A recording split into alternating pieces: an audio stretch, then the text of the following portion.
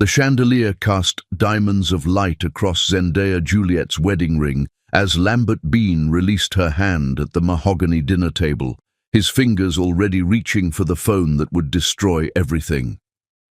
"You look beautiful tonight," Lambert murmured, but his grey eyes weren't on his wife. They kept darting to that phone, face down beside his plate, vibrating against the wood like a rattlesnake's warning. Zendaya smoothed her emerald dress, the one Lambert had insisted she wear, the one that brought out the gold flecks in her brown eyes. She'd spent 2 hours on her hair, creating an elegant crown of braids that her grandmother would have called royalty-worthy. Lambert had barely glanced up when she'd emerged from their bedroom, transformed. He'd been too busy texting. Charles Lincoln entered the dining room with the quiet authority of a man who'd built an empire from nothing. At 42, he carried himself with the confidence that came from earning every dollar, not inheriting it. His salt and pepper hair caught the light as he smiled warmly at his guests, though Zendaya noticed how his blue eyes lingered on her with something close to concern. "Mrs. Bean, you grace my home," Charles said, taking her hand gently. His touch was warm, respectful, so different from Lambert's increasingly cold fingers. "Lambert, you're a fortunate man." "The fortunate one is whoever gets to do business with you, Charles," Lambert replied, his salesman's smile stretching too wide. "This deal will change everything for us." Zendaya had heard about this deal for 3 months. Lambert spoke of it in reverent whispers, like a prayer to the god of money. He'd told her that Charles Lincoln could make them rich beyond their dreams, that after tonight they'd never worry about bills again. She'd believed him. She'd believed everything he told her since the day he'd walked into her father's church in Georgia, looking like answered prayers in a 3-piece suit. "Shall we eat first?" Charles suggested, gesturing to the elaborate spread his staff had prepared. "Business goes down better with good food." The housekeeper, a dignified woman with silver hair pulled into a perfect bun, appeared as if summoned by thought. "Mr. Lincoln, the braised lamb is ready." "Thank you, Cordelia," Charles said warmly. "Cordelia Westbrook has been with my family for 20 years. She's the real reason this house runs so smoothly." Cordelia's eyes crinkled as she smiled at Zendaya. "It's lovely to have a young woman in the house again. It's been too quiet since—" She caught herself glancing at Charles. "Since my wife passed," Charles finished quietly. 5 years now." An uncomfortable silence fell. Lambert's phone buzzed again. This time he grabbed it. "I'm so sorry," he said, not sounding sorry at all. "I need to take this. Major client emergency." Zendaya felt her stomach drop. Not tonight. He'd promised. No work calls during their first dinner with Charles Lincoln. She'd begged him to leave the phone in the car. "Of course," Charles said graciously, though his eyes narrowed slightly. Lambert stood, already walking away, phone pressed to his ear. Yes, I understand. 20 minutes. I can be there in 15. "Lambert." Zendaya's voice came out smaller than she intended. He returned to the table, his face a masterpiece of fake regret. "Baby, I'm so sorry. The Morrison acquisition is falling apart. If I don't get there now, we lose everything we've worked for." He grabbed his coat from the back of his chair, already checking his phone for messages that didn't exist. "Charles, I'm mortified. But Zendaya can represent both of us. She knows the business as well as I do." That was a lie. Lambert had never let her near the business, always saying numbers would confuse her pretty head.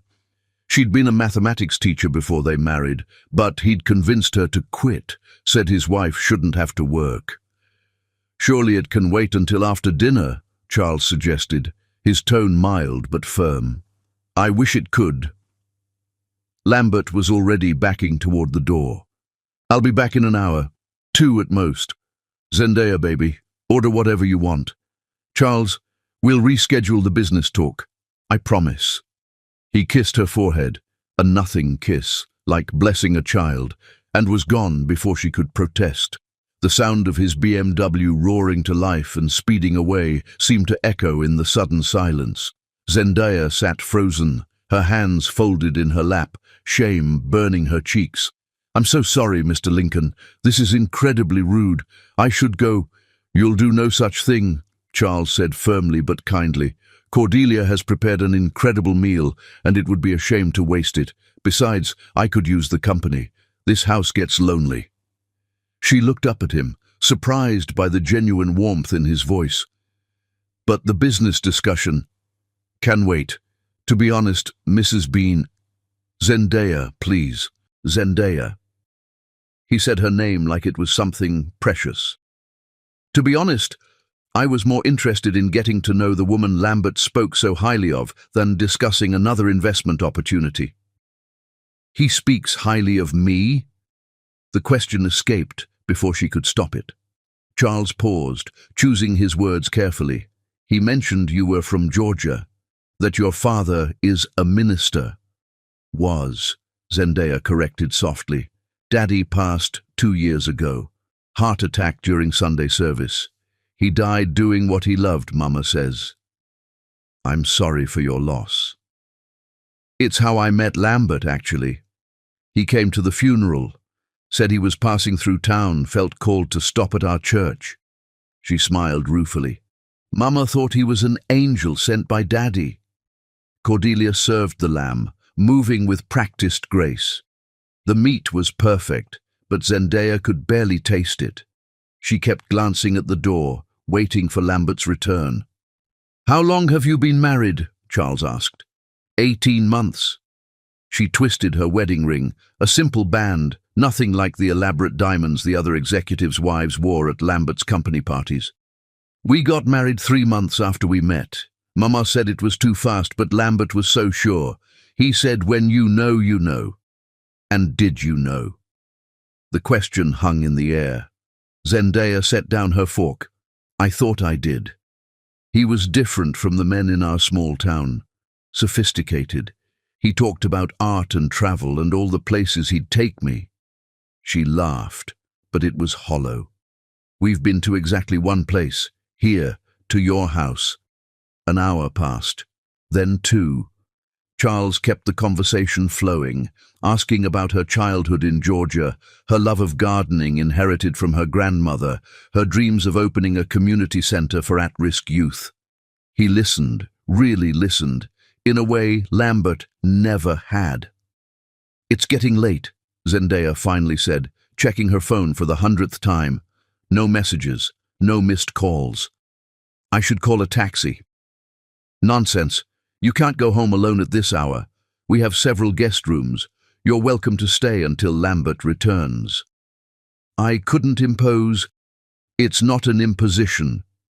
Charles stood, and she noticed how tired he looked. "Cordelia will show you to a room. I'm sure Lambert will be back soon with a perfectly reasonable explanation." But as Cordelia led her up the grand staircase, past oil paintings of Charles's ancestors and photographs of a beautiful woman who must have been his late wife, Zendaya felt something cold settle in her stomach. Lambert's cologne lingered in the hallway, but she realized with startling clarity that she couldn't remember the last time he'd held her, really held her, the way a husband should hold his wife. The guest room was larger than their entire apartment.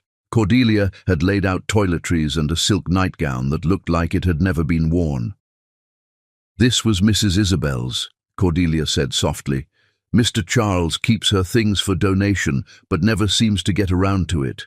She would want someone to use them." "What was she like?" Zendaya asked. Cordelia's face softened. "Kind. Genuine. She had a way of making everyone feel seen. Mr. Charles hasn't been the same since she passed. Tonight's the first time I've seen him really smile in months." After Cordelia left, Zendaya sat by the window, still in her emerald dress, watching the driveway. Every sweep of headlights made her heart jump, but none of them turned into the estate. At 3 in the morning, she finally called Lambert. Straight to voicemail. She called again. "And again. On the 10th try, a mechanical voice informed her the number was no longer in service. Her hands shaking, she called their apartment landline. A stranger answered. "Hello? Who is this?" the woman asked. "I'm looking for Lambert Bean. This is his wife." A pause. "Lady, I don't know any Lambert. I just moved in today.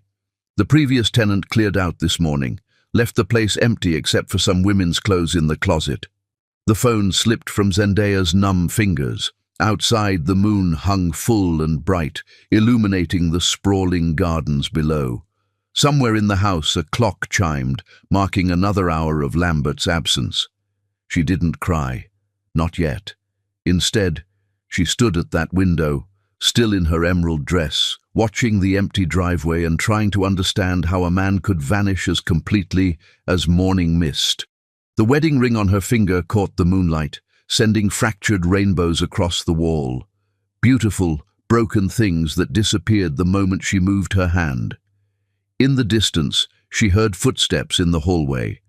Charles, unable to sleep, pausing outside her door as if wanting to knock, to offer comfort. But he moved on, respecting her privacy, leaving her to hold vigil for a man who was already becoming a ghost. The first bird began to sing just before dawn, and still, Zendaya stood at the window, waiting for a car that would never come. Chapter 2. The Unraveling Truth. 7 sunrises had painted Zendaya's borrowed room gold, and still she wore the emerald dress like armor against the truth she wasn't ready to face. Cordelia knocked softly, entering with a breakfast tray that would remain untouched like the 6 before it. The older woman's eyes held the gentle concern of someone who'd witnessed heartbreak before. "Child, you need to eat something," Cordelia said, setting the tray on the bedside table. "Starving yourself won't bring him back." "I'm not hungry." Zendaya's voice was hoarse from crying she only did when she thought no one could hear. "Has Mr. Lincoln... He's been making calls all morning. He's determined to find your husband." Husband. The word felt like swallowing glass. What kind of husband abandons his wife at a stranger's house? What kind of husband disconnects his phone and empties their apartment while she sits at a dinner meant to change their lives? A knock at the door interrupted her spiral. Charles stood in the hallway, looking uncomfortable but determined. He'd clearly been up all night. His usually perfect hair was disheveled, his shirt wrinkled. "May I come in?"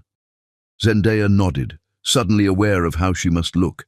7 days in the same dress, hair undone from its careful braids, makeup long since cried away. "I've had my security team check your apartment," Charles said gently. "The landlord confirmed Lambert cleared everything out the morning you came here. He'd given notice a month ago." A month ago. When he'd been promising her they'd buy a house soon. When he'd been showing her pictures of homes in better neighborhoods, asking which kitchen she'd prefer for all the dinners they'd host. "That's not possible," she whispered. Charles pulled a chair close to where she sat by the window. Not too close, maintaining respectful distance, but close enough that she could see the genuine concern in his eyes. "There's more. The business deal he mentioned? I never discussed any deal with him. He called my office, insisted on this dinner, said it was urgent. I agreed because..." He paused, choosing words carefully. "Because he mentioned you. Said his wife was special, that you'd grown up in Georgia, that your father was a minister. My Isabel was from Georgia too. Her father was also a minister. I thought it might be Providence." "So there was never any deal?" Zendaya's world tilted further off its axis. "Then why..." "I don't know yet, but I intend to find out." She stood abruptly, the room spinning slightly from lack of food. "I should go. I've imposed enough." "Go where?" Charles asked gently. "Your apartment is rented to someone else. Do you have family nearby?" "My mama's in Georgia, but I can't go home like this. I can't face her questions, not yet." "Then you'll stay here until you're ready. This house has 12 bedrooms. You're not imposing." "Why?" The question burst out of her. Why would you do this for a stranger? Charles was quiet for a long moment, looking out the window at the gardens below. When Isabel was dying, she made me promise something. She said the universe would send me people who needed help, and that helping them would help me heal. I've been waiting 5 years for the universe to send someone. He looked at her directly. I think you might be that someone. Tears she thought she'd exhausted found new life. I don't even know who I am without him. Mrs. Bean doesn't exist if there's no Mr. Bean. Then maybe, Charles said softly, it's time to remember who Zendaya Juliet is. That afternoon, Cordelia convinced her to finally change clothes, bringing a selection from storage. These were for donation, she explained. Mr. Charles can't seem to let them go, but I know Isabel would want them used. The clothes fit perfectly. Simple, elegant pieces that made Zendaya feel like herself for the first time in months. She'd been wearing what Lambert chose for so long, she'd forgotten her own taste. In the mirror, she saw someone she almost recognized. Her father's strong jaw, her mother's expressive eyes, the gap between her front teeth that Lambert had wanted her to fix but she'd refused because her grandmother had the same gap and called it lucky. Downstairs, she found Charles in his study, surrounded by papers and making calls. He looked up when she entered, and something flickered in his eyes. Not attraction, not yet, but recognition. Like he was seeing her for the first time.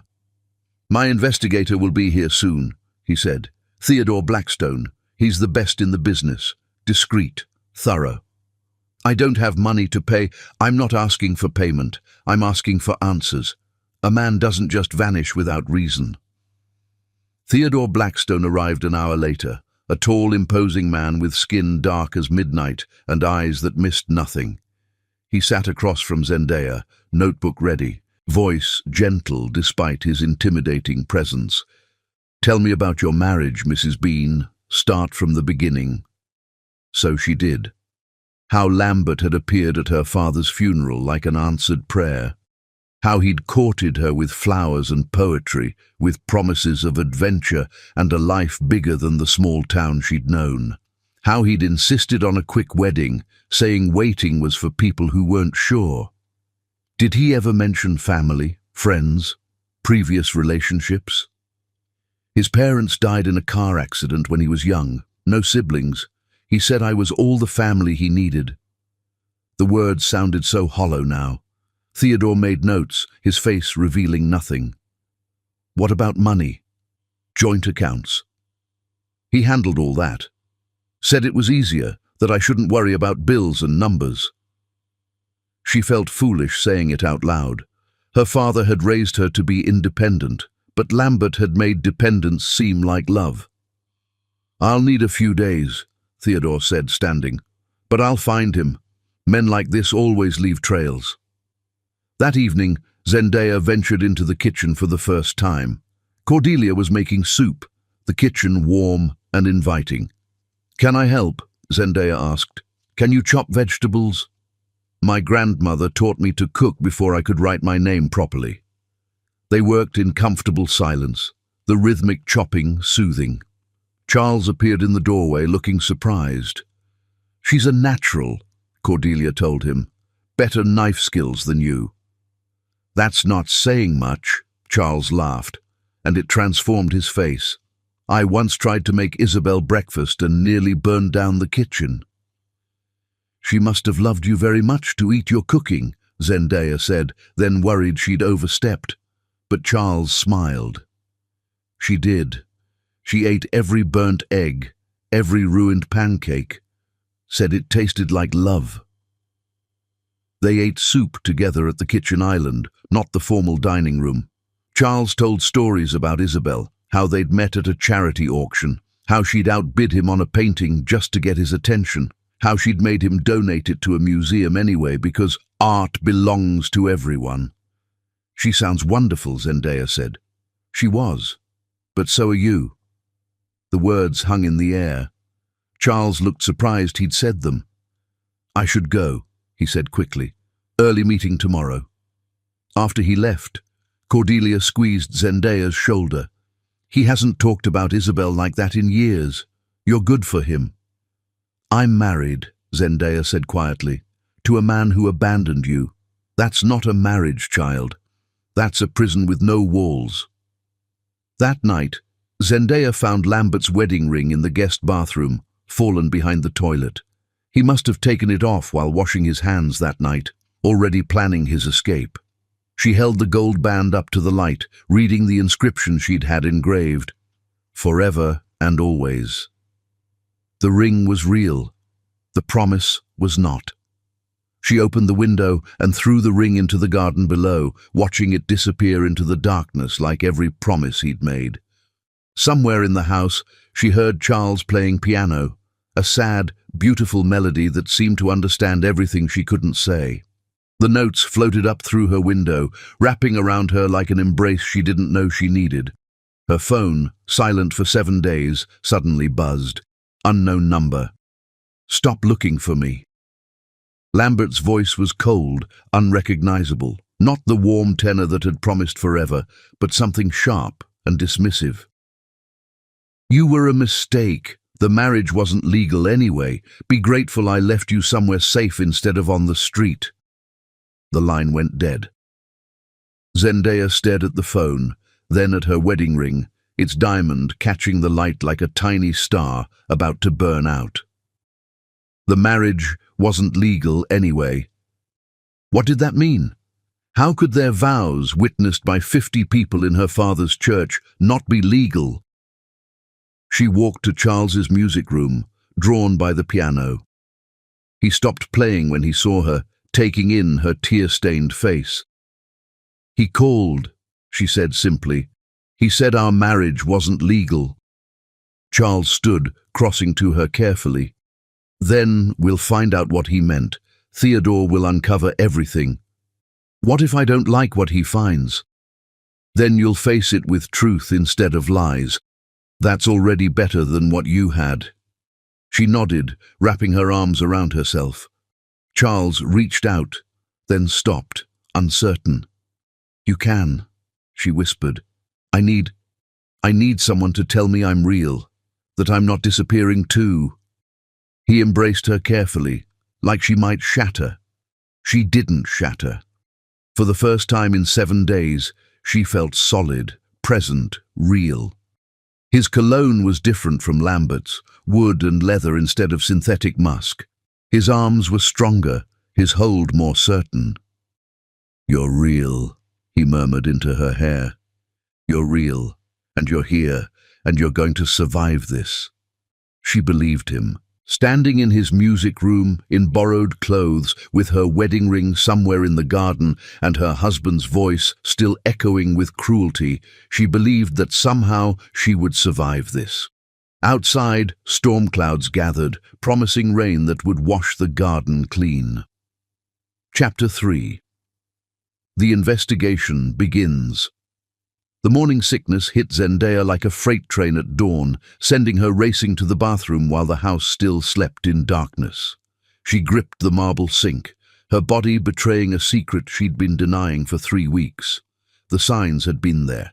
The fatigue she'd blamed on heartbreak, the nausea she'd attributed to stress, the missed period she'd ignored.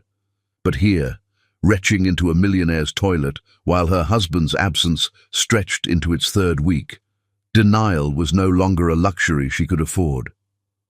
"Oh, God," she whispered to her reflection, seeing her mother's eyes staring back at her, wide with recognition. Not now. Please, not now. But her body had its own timeline, its own truth that didn't care about abandonment or invalid marriages. She did the math with trembling fingers. 7 weeks. She'd been 7 weeks pregnant when Lambert had driven her to this house and vanished, which meant she'd conceived just before that final business trip, the one he'd returned from different, distant, distracted, already planning his escape. A soft knock interrupted her spiral. "Zendaya," Cordelia's voice, concerned. "I heard, are you all right?" "I'm fine," she managed, splashing cold water on her face. "Just something I ate." But when she opened the door, Cordelia's knowing eyes took in everything, the pallor, the protective hand over her stomach, the particular exhaustion that had nothing to do with grief. "How far along?" the older woman asked simply. Zendaya's composure cracked. 6 weeks, maybe 7. "I can't, Cordelia, I can't be pregnant. Not now. Not with him gone." Cordelia guided her to sit on the bed, her movements gentle but sure. "Does Mr. Charles know?" "No one knows. I kept hoping I was wrong." "You need to see a doctor, child. Make sure everything's all right." "I can't. I don't have insurance anymore. Lambert handled all that, and if the marriage wasn't legal, Mr. Charles will arrange it. He'll want to help." "No." The word came out sharper than intended. "Please don't tell him. I can't bear his pity. I'm already the abandoned wife living in his guest room. I won't be the abandoned pregnant wife too." Cordelia squeezed her hand. "Your secret's safe with me, but secrets have a way of revealing themselves, especially ones that grow." Downstairs, Charles was already in his study when Theodore Blackstone arrived, carrying a leather folder that looked like it held answers to questions Zendaya wasn't sure she wanted to ask. "I need Mrs. Bean present for this," Theodore said, his deep voice carrying through the house. Zendaya descended the stairs slowly, each step feeling like movement toward a truth that would change everything. Charles stood when she entered, pulling out a chair for her. She noticed he'd moved his own chair closer to hers, not touching, but close enough that she could feel his presence like a shield. Theodore opened his folder with the solemnity of someone delivering a death notice. "Lambert Bean doesn't exist." The words hung in the air like smoke.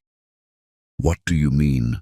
Zendaya's voice sounded far away to her own ears. "The man you married was born Lawrence Bridges. He legally changed his name 5 years ago, just before he married a woman named Scarlett Bridges in Miami. They have 2 children together." The room tilted. Charles's hand found hers, steady and warm, anchoring her to the chair. "He's married?" "He was already married when he—" "Yes, which makes your marriage invalid. In the eyes of the law, you were never Mrs. Bean because Mr. Bean never existed, and Lawrence Bridges was already married." Theodore pulled out photographs. Lambert Lawrence, on a beach, with a blonde woman and 2 small boys. Lambert at a backyard barbecue, flipping burgers like a devoted father. Lambert at another wedding, kissing another bride, wearing the same suit he'd worn to marry Zendaya. "I'm going to be sick," Zendaya whispered. Charles helped her to the bathroom, holding her hair back as her body rejected this truth along with her breakfast. The secret growing inside her seemed to pulse with its own heartbeat, a reminder that some consequences couldn't be expelled so easily. When she could stand again, Charles guided her to the garden, thinking fresh air might help. The roses were blooming despite the approaching winter, defiant and beautiful against the odds. "Isabel planted these," he said softly. "Said roses that bloom out of season are the strongest ones. They survive because they don't follow anyone else's timeline." "How long?" Zendaya asked. How long was he living this double life? According to Theodore's research, he's been traveling between families for 3 years. 2 weeks with you, 2 weeks with them. The business trips were home, his real home. She laughed, but it was broken. I was the mistress who didn't know she was a mistress, the other woman who thought she was the only woman. You were a victim of fraud, Charles said firmly. This isn't your fault, isn't it? What kind of woman doesn't know her husband has another family? What kind of fool? The kind who trusts, the kind who loves, the kind who believes in vows. His voice carried the weight of personal experience.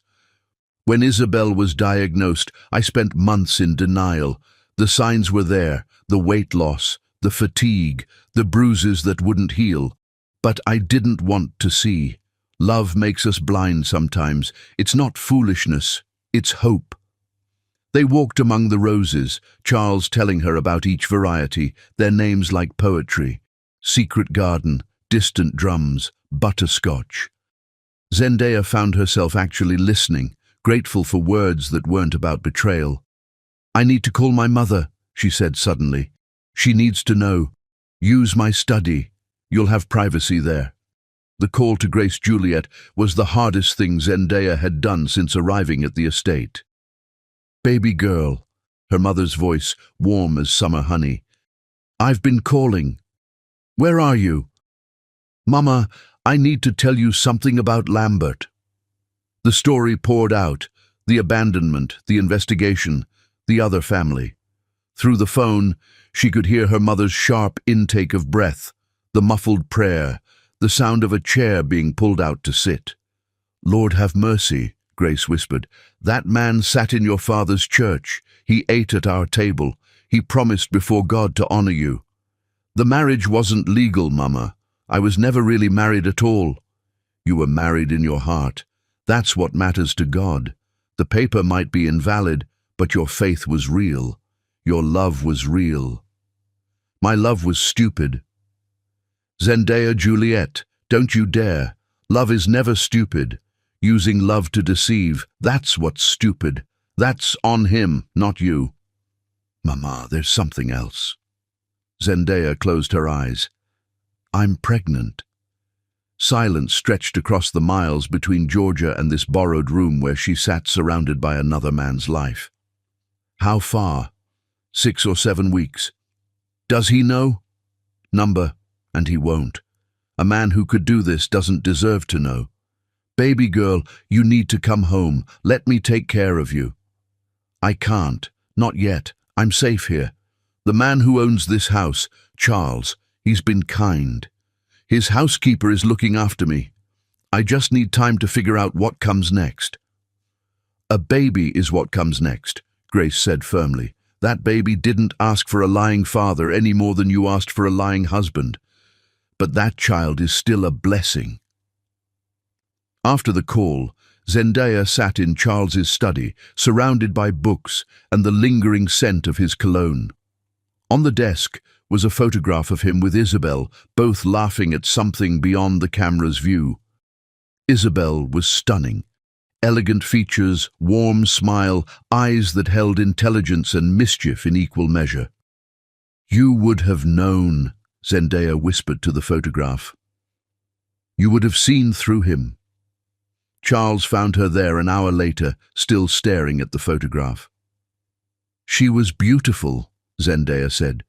"Inside more than out, though she was that too." He sat on the edge of the desk. "She would have liked you. You don't know me. I know you've been here 2 weeks and you've thanked Cordelia every time she brings you anything. I know you deadhead the roses when you think no one's watching because you can't bear to see beautiful things neglected. I know you pray before meals even when you're alone. Cordelia's mentioned it. I know you're strong enough to face truth even when it's devastating." "How do you know that?" "Because you're still here, still standing, still fighting to understand instead of running away." That evening, Theodore called with more information. Lambert, Lawrence, had been fired from his job 3 months ago for embezzlement. He'd been stealing from clients, using the money to maintain his double life. The authorities were looking for him. "He's a criminal." Zendaya couldn't reconcile this with the man who'd sung hymns beside her in church. "White collar, but yes, he owes about $200,000 to various victims." "Will they come after me?" "As his wife, or whatever I was." "No," Charles said firmly. "The marriage wasn't legal, remember? You have no legal connection to his debts or crimes. You're free." Free. The word should have felt like liberation. Instead, it felt like falling. That night, the morning sickness came again, violent and undeniable. This time Charles heard. She found him waiting outside the bathroom with a glass of ginger tea and a cool washcloth. "Cordelia mentioned you weren't feeling well," he said carefully. "This helps with nausea." She took the tea with shaking hands. He knew. Of course he knew. The house had no secrets, just kindnesses that pretended not to see. "How far along?" he asked gently. 6 weeks. Does he know? Number. And I want to keep it that way. Charles nodded slowly. I have an excellent doctor. Discreet. She'll see you tomorrow. Make sure you and the baby are healthy. I can't pay. Zendaya. He said her name like a complete sentence, firm but gentle.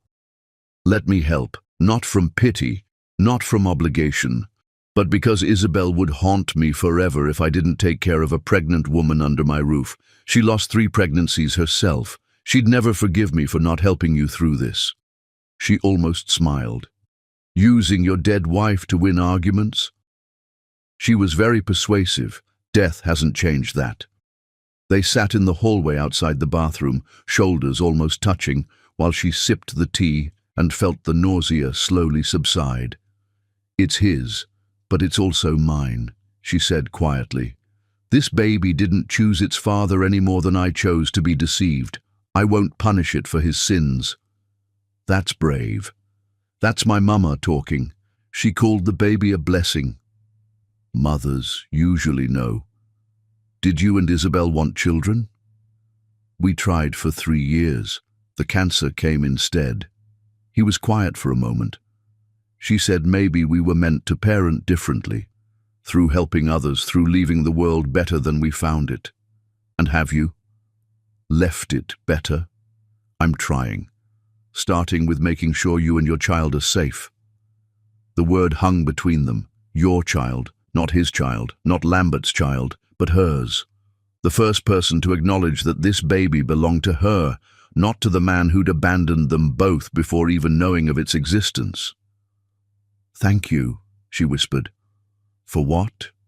For seeing me as more than his victim, for seeing me as a mother. Charles stood, offering his hand to help her up. You were never just his anything. You're Zendaya Juliet.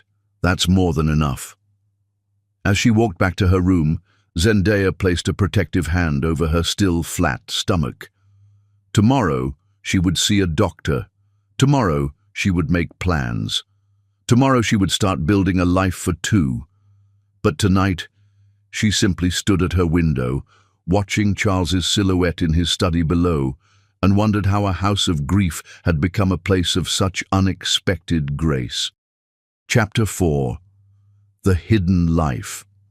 3 days after learning about Lambert's double life, 3 days of carrying both a baby and the knowledge of its father's betrayal, Zendaya's body made a choice her heart wasn't ready to make. The pain started as whispers in the darkness, gentle warnings her body tried to give before the storm arrived in full force. She woke at 3 a.m. to cramping that stole her breath and sheets stained with the beginning of an ending she'd never wanted. No, she gasped, stumbling from bed. No, please, you're all I have left that's real.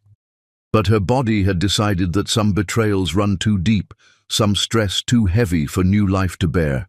The cramps doubled her over, and she cried out, not loudly, she'd learned to grieve quietly, but enough that footsteps soon hurried down the hallway.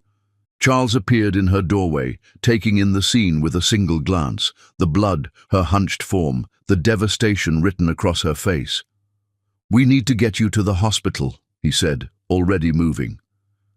It's too late, she whispered. I can feel it. The baby's already gone. He wrapped her in his coat, his movements efficient but gentle. We're going anyway. You need medical care. I don't want to go. I don't want strangers touching me, asking questions, looking at me with pity. No strangers. I'm calling my personal physician. She'll meet us at her private clinic. He carried her to his car when her legs proved too weak, his arms steady around her shaking form. She buried her face in his shoulder, breathing in his scent of cedar and safety, trying to anchor herself to something solid while everything inside her fell apart. Dr. Elizabeth Lawson met them at the clinic's private entrance, her silver hair pulled back in a neat bun, her manner professional but warm. She examined Zendaya with gentle efficiency while Charles waited outside, pacing the hallway like a caged lion. I'm sorry, doctor. Lawson said softly, confirming what Zendaya already knew. The pregnancy has ended. These things happen sometimes, especially in times of extreme stress. It's not your fault. Everyone keeps saying that, Zendaya murmured. Nothing is my fault. Not the abandonment, not the fake marriage, not this. But it's all happening to me, so how can I not be responsible? Because responsibility and consequence aren't the same thing. You're experiencing consequences of other people's choices, not punishment for your own. The procedure was quick, clinical, final. Charles never left the waiting room, and when Zendaya emerged, hollow and aching, he was there with a blanket and no questions. The drive back to the estate passed in silence. Zendaya stared out the window at the pre-dawn darkness, one hand pressed to her now empty womb, wondering how much loss one person could hold before they simply dissolved. "I was going to name her Faith," she said suddenly. "I don't know why I thought it was a girl. I just knew. Faith after my grandmother. She would have been beautiful." "She would have been," Charles agreed softly. "With you as her mother, how could she not be?" Back at the house, Cordelia was waiting with hot tea and fresh sheets, her face a map of understood sorrow. She helped Zendaya into bed, tucking blankets around her with maternal care. "You rest now," Cordelia murmured. "The world will still be there when you're ready for it." But Zendaya couldn't rest. She lay awake, watching the sun rise, painting the sky in shades of pink that reminded her of the baby clothes she'd looked at online just yesterday, when hope had still seemed possible. Charles knocked at noon, entering with a tray of soup and crackers. "You need to eat," he said simply. "I'm not hungry." "I know, but your body needs fuel to heal." He sat in the chair beside her bed, not leaving until she'd managed half the soup. Then he did something unexpected. He pulled out a worn leather journal. "These are Isabel's thoughts during her illness," he said.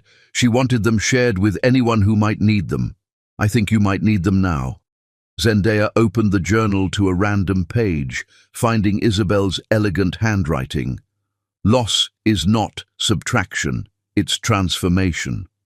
The love doesn't disappear when the object of love does. It changes shape, becomes memory, becomes strength, becomes the capacity to love more deeply because we know how precious and temporary everything is." "She was dying when she wrote that," Charles said quietly. "But she said she'd never felt more alive than when facing loss. It taught her what mattered." What mattered to her?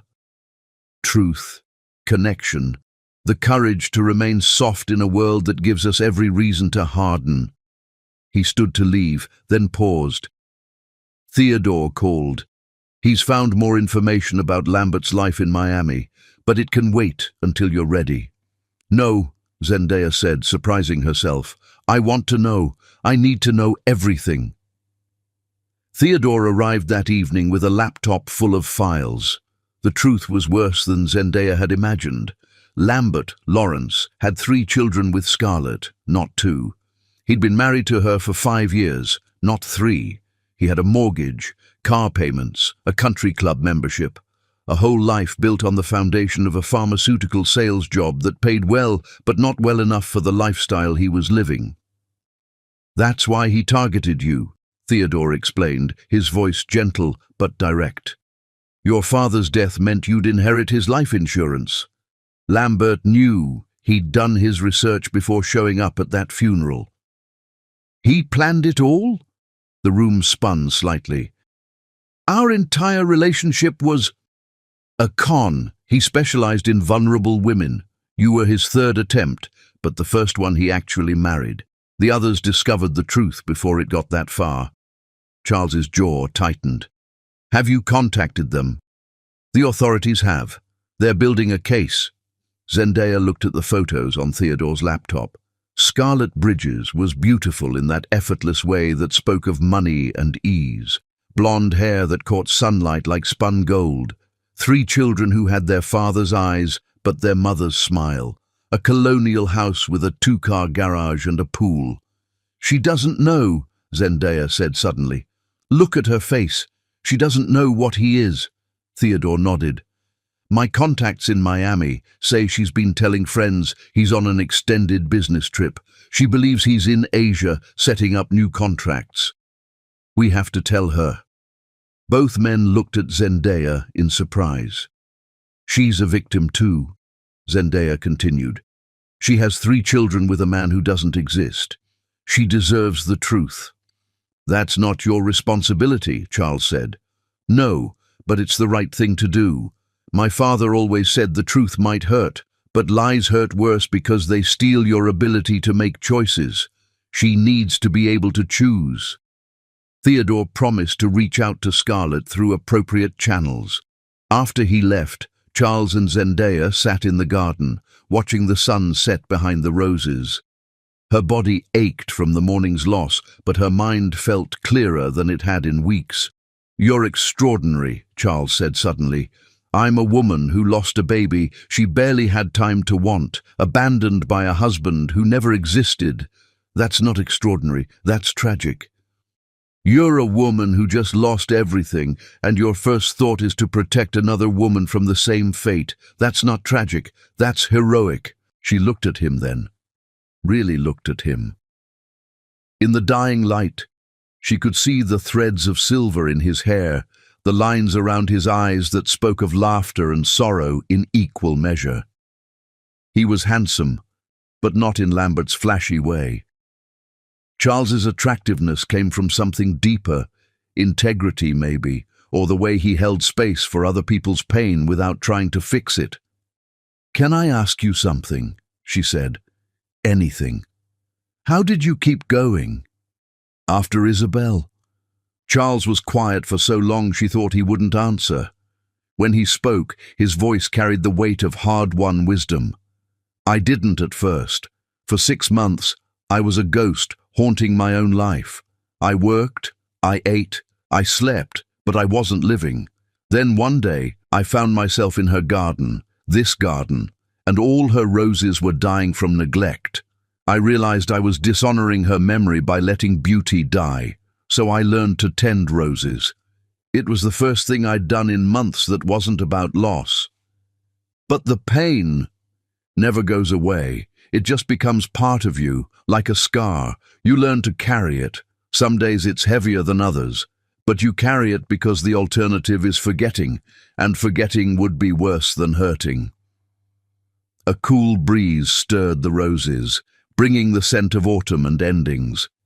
Zendaya wrapped her arms around herself, and Charles immediately shrugged off his jacket, draping it over her shoulders. I should have fought harder, she said, for the baby. I should have rested more, stressed less. Stop. His voice was firm but kind. You did nothing wrong. Sometimes bodies make choices our hearts don't agree with. Isabel lost 3 pregnancies before the cancer. Each time, she blamed herself. But life and death have their own logic that has nothing to do with our actions or intentions. 3? We never told anyone. It felt too private, too raw. But yes, 3 souls that never got to be. She named them anyway, Hope, Grace, and Joy. Said they deserved to be remembered even if they never drew breath. She would have been loved, Charles said quietly.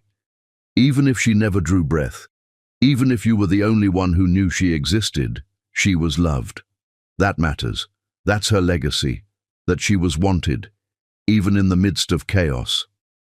Faith would have liked those names, Hope, Grace, and Joy. They would have been friends, in whatever place souls go when bodies can't hold them, a whole garden of children who were loved but couldn't stay. They sat until full darkness fell, Charles never rushing her, never suggesting they go inside despite the dropping temperature. Finally, Zendaya stood on unsteady legs. I want to do something for her, for Faith, something to mark that she existed. What did you have in mind? My grandmother always said that when someone dies, you plant something in their honor. That way, death feeds life, and the circle continues. Then we'll plant something. What was your grandmother's favorite flower? Gardenias. She said they smelled like heaven's front door. Then we'll plant gardenias. There's a perfect spot near the fountain where they'll get morning sun and afternoon shade. That night, Zendaya found herself unable to sleep despite her exhaustion. She wandered the house like a spirit, drawn finally to Charles's study, where a light still burned. He was at his desk, working on what looked like legal documents. "Couldn't sleep either?" he asked without looking up. "Every time I close my eyes, I see her, the daughter I'll never have. She had Lambert's eyes but my smile. Isn't that strange? To miss someone who never existed." "Not strange at all. We mourn potential as much as actuality, sometimes more." She moved into the room, drawn to the wall of books. "Have you read all of these?" "Most. Isabel used to say I collected books like some men collect cars, obsessively and with no practical purpose." "Reading isn't practical. Not the way I do it. I read to escape, not to learn. What are you escaping?" He looked up then, his blue eyes meeting her brown ones. "The same thing you are. The knowledge that love doesn't protect us from loss." She pulled a random book from the shelf. Poetry. Mary Oliver. "Read to me," she said, surprising them both. "I need words that aren't mine, thoughts that aren't about this." So Charles read, his voice deep and steady in the lamplight, while Zendaya curled in the leather chair across from his desk. He read about wild geese and soft animal bodies, about belonging to the world, about announcements of desperation and harsh, exciting calls. Somewhere between one poem and the next, Zendaya fell asleep. Charles covered her with a throw blanket, turned the lamp to its lowest setting, and kept reading silently, standing guard over her rest like a sentinel against the darkness that kept trying to creep in. She woke near dawn to find him still there, asleep in his desk chair, the poetry book open on his chest. His face in sleep looked younger, the careful control relaxed into something more vulnerable. She watched him for a moment. This man who'd taken in a stranger and treated her like precious cargo, who'd held her through loss without asking for anything in return. Moving quietly, she made coffee in the kitchen, bringing him a cup that she set carefully on his desk. His eyes opened slowly, focusing on her with a soft smile. "You stayed all night," she said. "You needed to not be alone. Sometimes that's all we can do for each other. Be present." "Charles," she paused, searching for words. "I don't know how to thank you. For everything. The hospital, the discretion, the space to grieve. You don't thank family for being family. Is that what we are? Family. Chosen family. The kind Isabel believed in. She always said blood makes you related, but choice makes you family." The sunrise painted the study gold, and in that light, Zendaya saw something she hadn't expected. Possibility. Not romantic, not yet. She was too raw for that. But the possibility of rebuilding, of becoming someone new from the ashes of who she'd been. "I want to help find him," she said suddenly. "Lambert, Lawrence, whatever his name is, I want to help catch him. That could be dangerous. So is doing nothing. He's out there, probably targeting another woman. Someone else's daughter, sister, friend. I can't save my baby, but maybe I can save someone else from this pain." Charles studied her for a long moment. "You're sure?"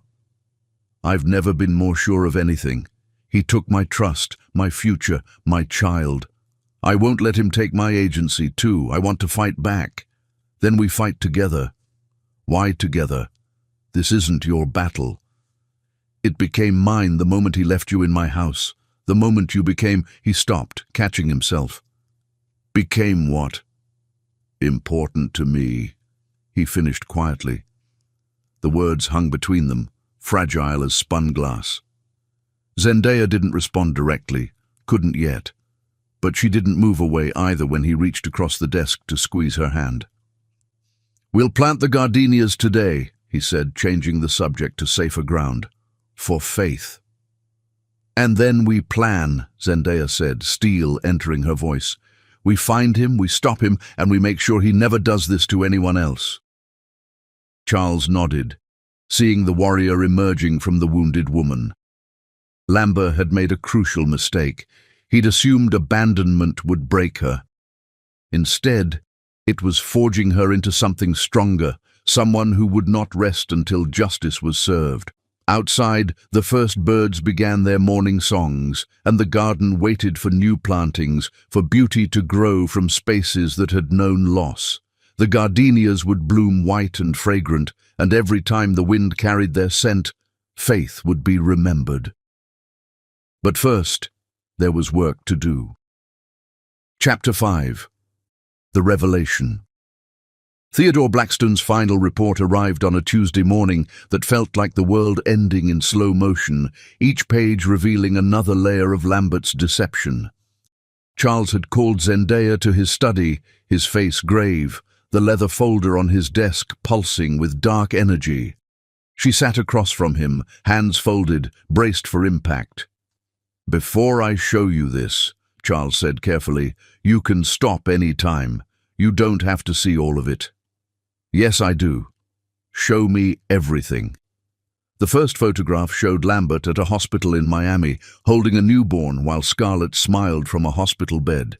The date stamp showed 3 days after Zendaya's wedding. "He missed our honeymoon for this," she said numbly. "Said he had a conference in Atlanta. There's more.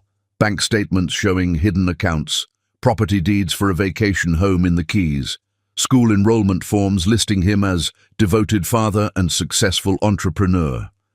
A Christmas photo, all 5 in matching sweaters, the photo Zendaya had begged for, but he'd claimed to hate.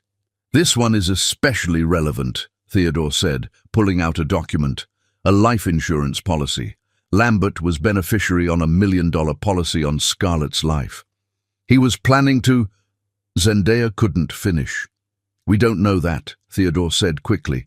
"But the pattern is concerning. Your father's insurance, now this. How much was I worth?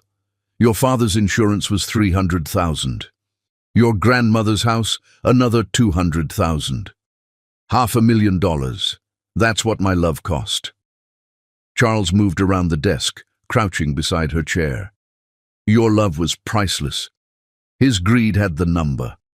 The final document was worst. A wedding announcement from Miami, describing how Lambert and Scarlett met at her father's funeral, where he'd offered comfort during grief. "The same playbook," Zendaya whispered. She stood abruptly, the room spinning. I can't." And then she stopped talking altogether. For 3 days, Zendaya didn't speak. Not to Charles, who brought meals she didn't eat. Not to Cordelia, who sat with her in worried silence. Not to her mother, whose calls went unanswered. She moved through the house like a ghost, standing at windows watching storms roll in. The gardenias for Faith bloomed overnight, their scent funeral sweet. Charles gave her space but never went far. She'd find evidence everywhere, fresh tea appearing when she sat, blankets draped over her shoulders when she dozed, soft piano music drifting from his study when silence grew too heavy. On the 3rd night, she found herself in the library at 2 in the morning. That's where she found Isabel's journals, dozens lined up on a shelf marked, "For those who need hope." She pulled one at random, opening to a page marked with a pressed gardenia. Today Charles asked why I'm not angry about dying. How can I explain that anger takes energy I need for loving? Every moment spent raging is a moment stolen from joy. Another journal. Charles thinks I don't know about the baby clothes he hides in the attic. We've lost 3 chances at parenthood, and he mourns alone to spare me. But grief shared is grief halved. And then, in the final journal, dated weeks before Isabel's death, I dreamed of her again. The woman who will love Charles after I'm gone. She's nothing like me, and that's perfect. She's been broken by false love and rebuilt herself with true strength. She knows that love isn't safety from pain. It's having someone to hold your hand through the hurt. She'll teach him that grief and joy can coexist. Charles, if you're reading this, don't wait too long. Don't mistake loyalty to the dead for life. Love again fully. That's not betraying what we had. It's honoring it. Zendaya was crying before she realized it, tears falling onto pages written by a woman who'd faced the ultimate abandonment, not by choice, but by biology, and still believed in love. You're reading her prophecies. Charles's voice from the doorway didn't startle her. She knew about me. Not you specifically, but she believed someone would come, someone who needed this house as much as it needed them. She wrote that you hide baby clothes in the attic. Charles's face went still. She knew? She knew everything. She loved you enough to let you keep your secrets. He sat on the floor beside her chair. Tell me about your father. The question unlocked something. Joseph Juliet was the strongest man I knew. He could make anyone believe in redemption. You think Lambert was a complicated blessing? Number Lambert was a test. But Faith, she was the blessing, even if I only carried her for weeks. I know. How? Because I've loved 3 souls I never met. Isabel named them, Hope, Grace, and Joy. They existed in the possibility of them. My father would have said something profound about God's plan. What do you say? I say sometimes terrible things happen to good people, and we survive not because of some grand plan, but despite the absence of one. And who is that person? I don't know yet. But she's not the minister's daughter who believed every pretty word. She's someone new, someone forged in fire. Charles reached for Isabel's journal, tracing her handwriting. She would have been proud of you. They sat in silence, surrounded by books and the ghost of a woman whose love still filled the house. Finally, Zendaya spoke again. Theodore found something else, didn't he? Charles hesitated. How did you know? Your face. The same look Daddy got with bad news. Lambert's been in contact with another woman, in Seattle, recently widowed, worth $2 million from her husband's tech company. The words should have hurt, but Zendaya found only exhaustion. We have to warn her. Theodore already has. She didn't believe him, said Lambert, who's going by Logan, would never deceive her. Of course it feels real. He's very good at making lies feel like truth. She'll learn eventually. But maybe not before it's too late. Charles stood, offering his hand. Come with me. He led her to his study, where a laptop showed an email from Patricia Chen in Seattle. You were right. She reached out an hour ago, Charles explained. Wants to know everything. Zendaya read the email, seeing her own story reflected, the sudden departure, the discovered lies, the crushing realization. 3 of us now, she said. 3 women who survived him, Charles corrected. 3 women who can stop him. Zendaya looked at him, this good man who'd opened his home to a stranger's tragedy. Why do you care so much? He brought you here to my house. In a way, he brought you to me. Everything since, your strength, your grace, has shown me something I'd forgotten. What? That life after loss is possible. That Isabel was right about the woman who would teach me to risk again. The words hung heavy with implication. Zendaya turned away. It's too soon, she said quietly. I know, I'm not asking for anything. Just saying that maybe you stayed for the right reasons. She thought of Isabel's journal entry about the woman who would love Charles next. Had Isabel somehow known? We should respond to Patricia, Zendaya said, changing the subject. They spent the next hour crafting a response, building a network of Lambert's victims who would become his downfall. As dawn broke, Zendaya felt something unexpected. Power. The power that comes from truth, from solidarity, from refusing to let cruelty define your capacity for trust. He's going to pay, she said, steel in her voice. Yes, he is. And in that moment, in a study filled with morning light and the ghost of love that transcended death. Zendaya felt herself transforming. Lambert had abandoned her, but in doing so, he'd delivered her exactly where she needed to be. Chapter 6. The Healing Garden. The roses were dying when Zendaya first took the pruning shears in her hands, their edges brown with neglect, stems growing wild in every direction except toward the sun. Isabel would be heartbroken, Cordelia said, watching from the kitchen window as Zendaya surveyed the garden that had once been the estate's crown jewel. Mr. Charles hasn't touched them since she passed. Can't bear to, but can't bear to hire someone else either. It had been 2 months since Lambert's abandonment, 3 weeks since the miscarriage, and Zendaya needed something to tend that wouldn't leave her. The roses, thorny and difficult and demanding of patience, seemed like perfect companions for her grief. She started with the climbers, their vines twisted into knots of confusion against the garden wall. Each cut felt like a small act of rebellion against chaos. She found herself talking to them the way her grandmother had taught her.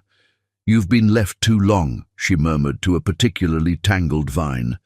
"But that doesn't mean you're beyond saving. We just need to remember which way the sun rises." Charles found her there in the afternoon, dirt under her nails, sweat beading on her forehead despite the cool spring air. He stopped at the garden's edge, something unreadable crossing his face. "I haven't seen anyone in that garden for 5 years," he said softly.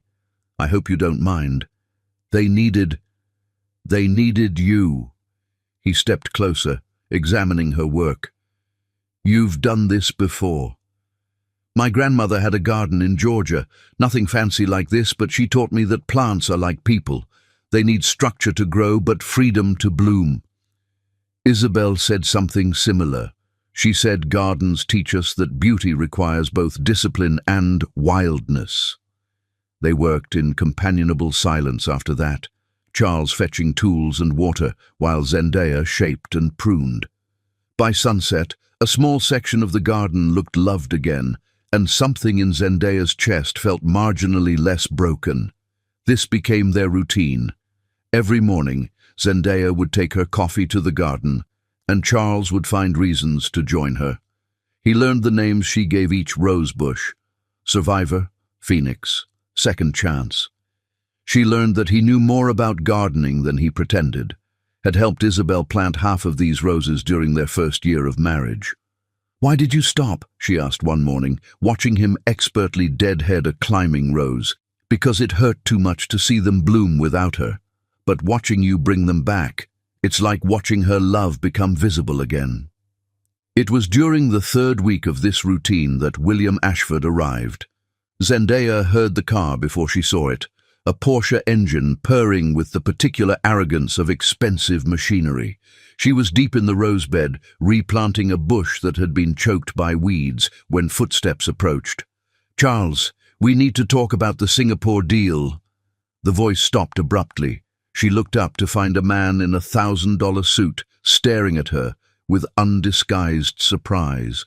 His eyes traveled from her dirt-covered hands to her hair, wrapped in one of Cordelia's scarves, to her skin that gleamed with sweat and sun. "The help works on Sunday now." William Ashford's voice carried the particular tone of someone who'd never been told no in his life. Zendaya straightened slowly, very aware of the pruning shears in her hand. "I'm not Mr. Ashford." Charles's voice cut through the garden like winter wind. He stood in the doorway, and Zendaya had never seen him truly angry before. His face was calm, but his eyes were arctic. "This is Zendaya Juliet, my houseguest and friend." William's face went through several expressions: surprise, calculation, then something uglier. "Your friend?" William's eyes narrowed, calculating. "Charles, you can't be serious. After everything with Isabel, you're—" "What? Playing savior to someone who clearly doesn't belong in this world?" "Careful," Charles said, stepping into the garden, his voice dropping to a dangerous quiet. "Your next words will determine whether we continue doing business together." William laughed, the sound sharp and dismissive. You'd throw away a $50 million deal over some woman you found? She's obviously working you, Charles. They always do. Showing up with their sob stories, their big eyes, making good men like you think you need to rescue them. Over someone I respect more than I've ever respected you? Yes, without hesitation.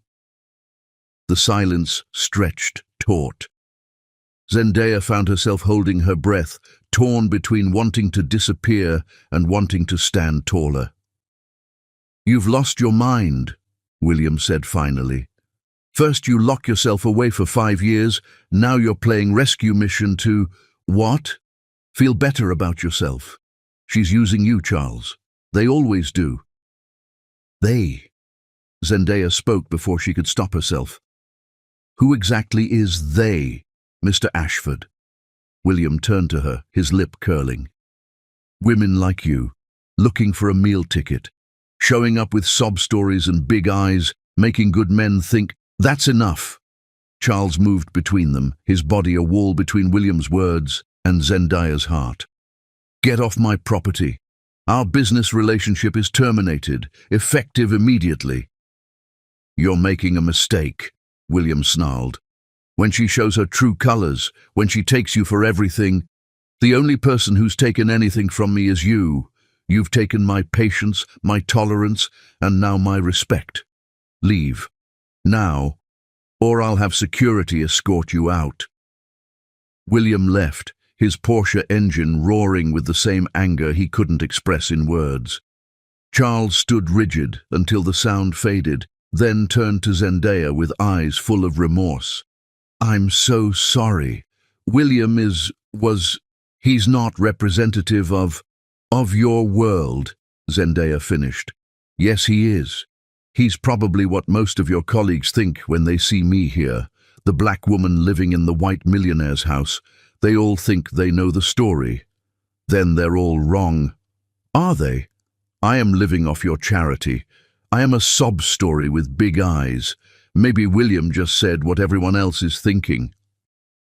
Charles stepped closer, close enough that she could smell his cologne mixing with the scent of roses. Do you know what I see when I look at you? A replacement for your wife? The words came out harsher than intended. No. His voice was firm. I see someone who's survived betrayal that would break most people. I see hands that bring dead things back to life. I see strength that doesn't need to announce itself. I see a woman who lost everything and still helps other women avoid the same fate. I see courage and grace and a kind of beauty that has nothing to do with surfaces. Charles, I just lost $50 million and I'd do it again. I'd lose every business partner I have before I'd let anyone speak to you that way. The sun was setting, painting the garden gold, and Zendaya found herself swaying toward him like the roses leaned toward light. His hand came up to cup her cheek, thumb brushing away a smudge of dirt, and she felt more seen than she had in her entire marriage to Lambert. This is dangerous, she whispered. Everything worth doing is. They were close enough to share breath, close enough that she could see flecks of green in his blue eyes, close enough that one small movement would change everything. The moment stretched, heavy with possibility. Then her phone rang, her mother's ringtone, shattering the spell. They stepped apart, both breathing a little too fast. Zendaya answered the phone with trembling hands. Baby girl, I've been worried. You haven't called in days. I'm sorry, Mama. I've been gardening. Grace Juliet's laugh was warm across the miles. Your grandmother's spirit is strong in you. Are you healing? Zendaya looked at Charles, who was pretending to examine a rose bush while clearly listening. I'm trying. And that man whose house you're staying in? Is he treating you right? He just lost $50 million defending me to a business partner. A pause. That sounds like a story I need to hear. So Zendaya told her, Charles finally giving up his pretense and sitting on a garden bench while she talked. Grace listened, made appropriate sounds of outrage about William Ashford, and then said something that made Zendaya's heart stop. Sounds like somebody's falling in love. Mama, no. It's too soon. Lambert was never love, baby girl. He was performance. This sounds different. It's complicated. The best things always are. Your father and I were complicated too. Him a minister, me a blues singer in a juke joint. But real love finds a way through complicated. After the call, Zendaya and Charles sat in the garden as darkness fell, neither mentioning the almost kiss, but both achingly aware of it. Your mother sounds wise, Charles said finally. She thinks I should trust again. What do you think? Zendaya looked at the roses they'd been tending together, some still struggling but showing new growth, reaching toward tomorrow despite yesterday's neglect. I think trust is like gardening. You plant something and hope it grows, knowing that storms might come, that despite your best efforts, things might die. But you plant anyway because the alternative is a world without flowers. Is that what we're doing? Planting something? I don't know what we're doing, she admitted. I know you make me feel safe. I know you see me as more than Lambert's victim. I know that when you look at me, I remember who I was before him, who I could be after him. That's enough for now, Charles said. We don't need to know what we're planting. We just need to tend it and see what grows. The next morning, Zendaya found a delivery at the garden gate, hundreds of roses, all different varieties, with a note from Charles. For new beginnings. Plant them wherever feels right. She spent the day placing them throughout the garden, each bush a small act of faith in the future. Charles joined her in the afternoon, and they worked until sunset, their hands occasionally brushing as they passed tools, each touch electric with possibility. William Ashford called 3 times. Charles didn't answer. When Theodore called with news that more Singapore investors were interested, Charles told him to pursue it. But only with partners who understand that respect isn't negotiable, he said, looking at Zendaya as he spoke. That night, as she stood at her window watching Charles's silhouette in his study, Zendaya felt something she hadn't expected. Hope. Not for romance, not yet. She wasn't ready for that. But hope that she could be someone other than the abandoned wife. Hope that this garden, these roses, this complicated something growing between her and Charles might bloom into whatever it was meant to be. In the garden below, the gardenias released their perfume into the night air, and Zendaya could almost hear her grandmother's voice. Baby girl, the best gardens grow from ground that's been broken. That's how the light gets in. Tomorrow she would plant more roses. Tomorrow she would call Patricia in Seattle about building their case against Lambert. Tomorrow she would take another step toward whoever she was becoming.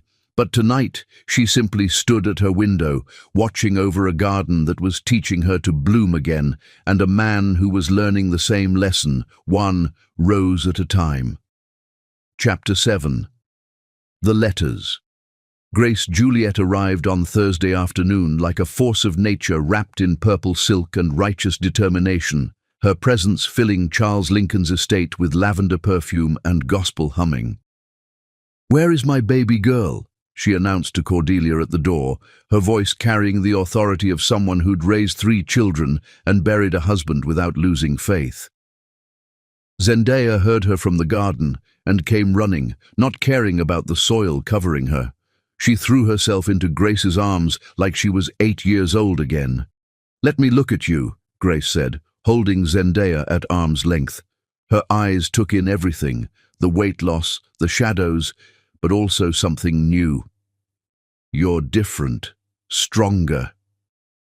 "Mama, Pain will do that if you let it forge instead of break you." Charles appeared in the doorway, having heard the commotion. He'd clearly rushed to make himself presentable, tie slightly crooked, hair hastily smoothed. Grace studied him with the intensity of someone who'd spent 40 years reading souls through faces. So you're the man who took in my daughter. Mrs. Juliet, it's an honor. Zendaya speaks of you constantly. Does she now? And what does she say? That you're the strongest woman she knows. That you taught her everything about resilience. That your cornbread could make angels weep. Grace laughed, rich and full.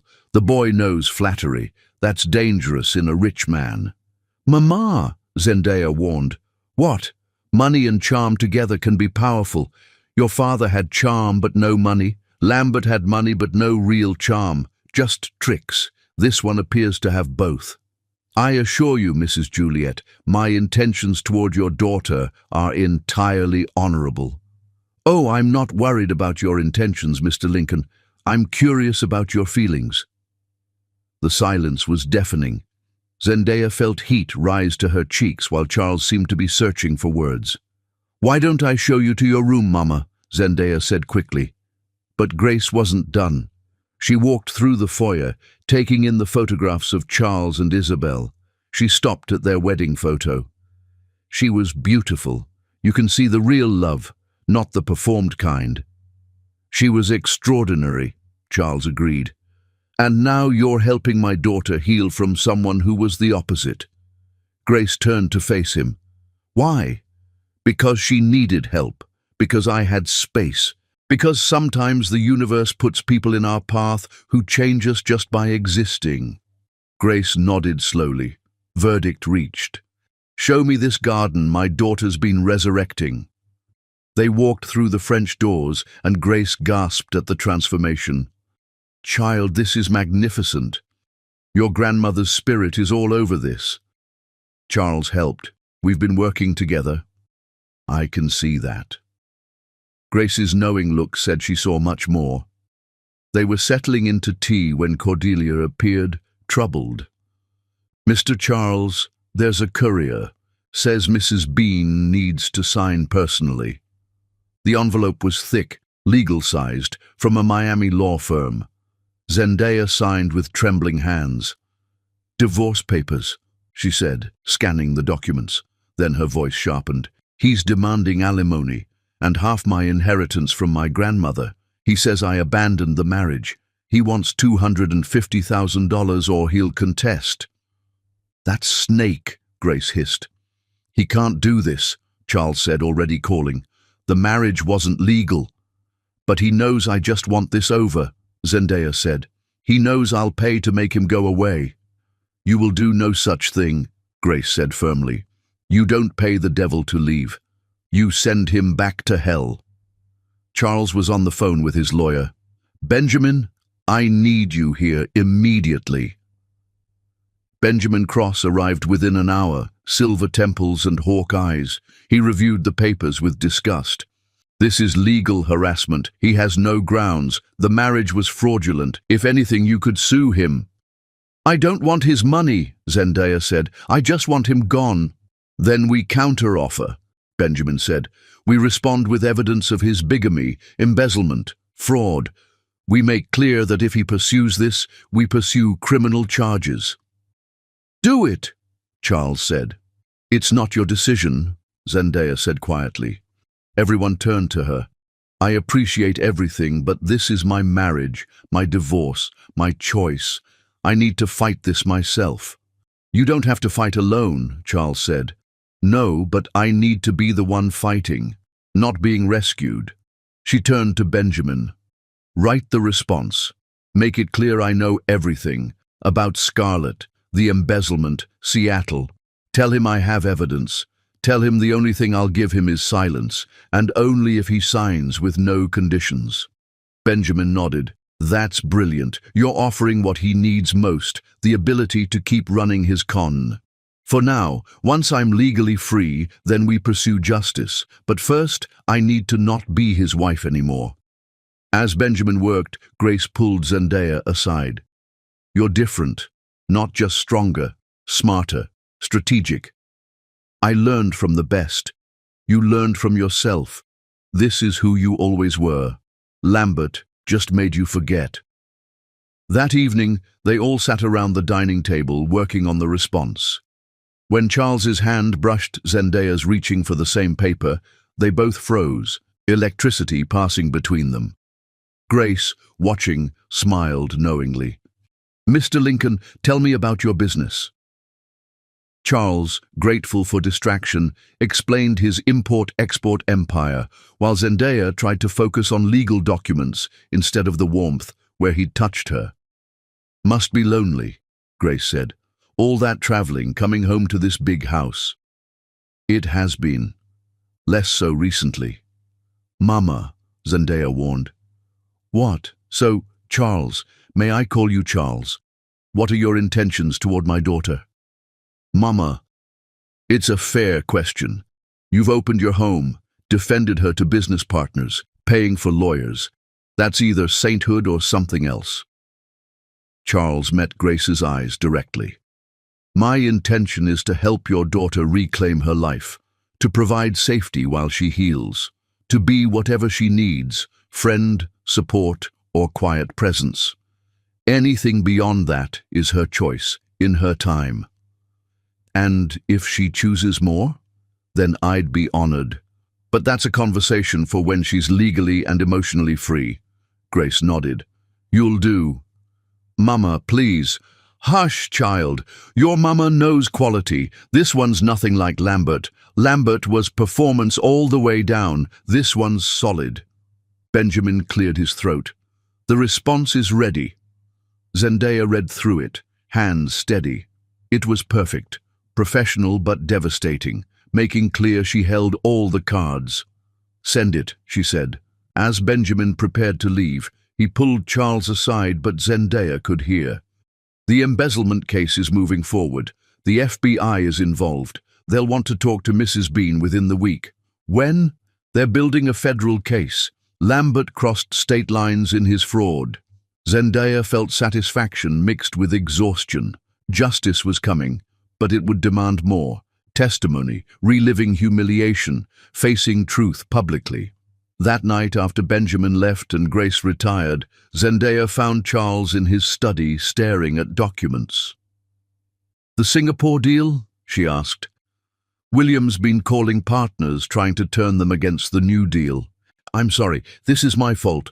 "No, William showed his true character. I'd rather lose every deal than work with someone who thinks like him." "That's noble, but not practical." "Sometimes nobility is the most practical choice." She moved closer, looking at the papers showing losses since William's departure. "You're losing money because of me. I'm losing money because I chose principles over profit." "Charles," she didn't know what to say. "Don't apologize for my choices. I haven't felt this clear about anything since Isabel died. Helping you has given me purpose again." Their hands were on the desk, inches apart. Slowly, Zendaya moved hers until their fingers touched. Not holding, just connecting. "My mother likes you. Your mother is terrifying. She's protective. She wants to know my intentions." "So do I," Zendaya admitted. "Not now. Not while I'm still legally tied to him. But someday—" "Someday," Charles agreed, fingers gently intertwining with hers.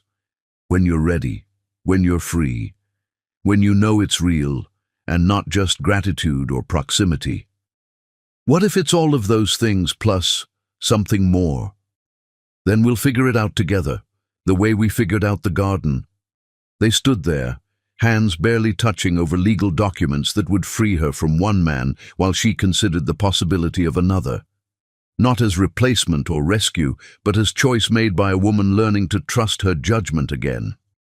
"I should check on Mama," Zendaya said finally. "She's probably listening at the door," Charles said with a smile. "I heard that." Grace's voice called from the hallway, making them both laugh. As Zendaya left, she felt the ghost of Charles's touch on her hand, a promise of possibilities that would wait until she was ready. Tomorrow would bring Lambert's response, the FBI, another step toward freedom. But tonight, she had her mother in the house, a good man's hand to hold, and hope blooming in her chest like the gardenias that had learned to thrive in unlikely soil. Chapter 8. The Storm. The hurricane arrived with a name like a southern belle, Amelia, but her temperament was pure fury, turning the sky the color of old bruises and sending wind that screamed accusations against the windows. "This is biblical," Grace said, watching the trees bend like supplicants from the safety of Charles's living room. "The Lord's got something to say tonight." Zendaya stood at the French doors, mesmerized by the garden's transformation. Her carefully tended roses whipped wildly, petals torn away like love letters scattered to the wind. The gardenias for faith held on, stubborn in their blooming even as the storm tried to tear them from the earth. "We should move away from the windows," Charles said, but he didn't move either, standing close enough to Zendaya that she could feel his warmth without touching. The power went first, plunging the estate into darkness that felt alive, breathing with the storm's rhythm. Cordelia appeared with candles, her face eerily beautiful in the flickering light.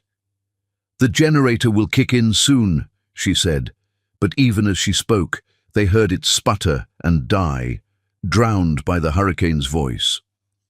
"So much for modern convenience," Charles muttered, helping distribute candles throughout the room. They settled in the living room, Grace on the sofa with her Bible, Cordelia knitting by candlelight with practiced ease, Charles and Zendaya unconsciously gravitating toward each other like planets finding orbit. "Might as well be 1925 instead of 2025, Grace said, her voice carrying the storytelling cadence of someone who'd weathered storms before. "Your daddy and I got caught in a hurricane once, before you were born, Zendaya. No power for 5 days. That's when he proposed." "In a hurricane?" Zendaya asked, grateful for distraction from the wind's violence. "Said he realized if the world was ending, I was the person he wanted beside him. Got down on one knee right there in my mama's kitchen, candlelight making everything golden, and asked if I'd weather all of life's storms with him." "That's beautiful," Cordelia said softly. "That's smart," Grace corrected. "Man knew I couldn't run away in a hurricane, had to give him an answer."